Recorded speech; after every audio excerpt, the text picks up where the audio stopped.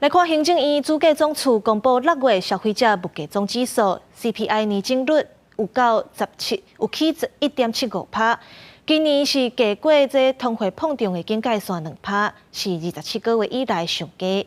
另外，17项民生物资的平均年增率有4.47%，这起的趴数嘛是14个月以来上低。国内物价综合变零，主计总处公布6月消费者物价总指数 CPI 年增率1.75%，中幅是27个月来上低，嘛是23个月以来头家落甲2%通膨警戒线。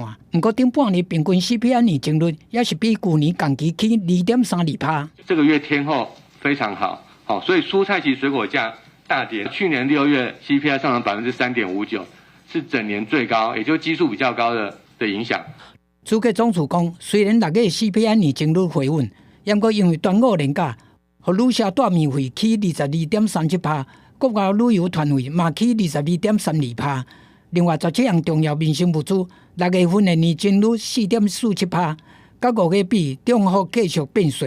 不过，咱嘛是看到猪肉也是起9.78%，鸡卵起7.17%，因为中幅拢落到个位数，是20个月新低。大家常买的外食费还是缓步的在上涨，然后另外呢，大笔的固定支出的房租其实涨势也在延续，还有娱乐服务因为疫后需求大幅增加，涨幅也很大。所以而且尤其服务类价格具有僵固性，所以民众才会对物价上涨的感受依旧是很深刻。自来通膨拢是看见是不是要起利息的关键因素。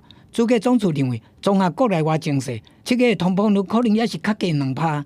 央行嘛预估今年第4季 CPI 会当降到2%，不过按美国联准会公布的6月会议记录显示，差不多所有官员拢认为未来也是会进一步升息，只是速度可能会比2002年初以来较无较慢。暗示讲7月也是有升息的可能性。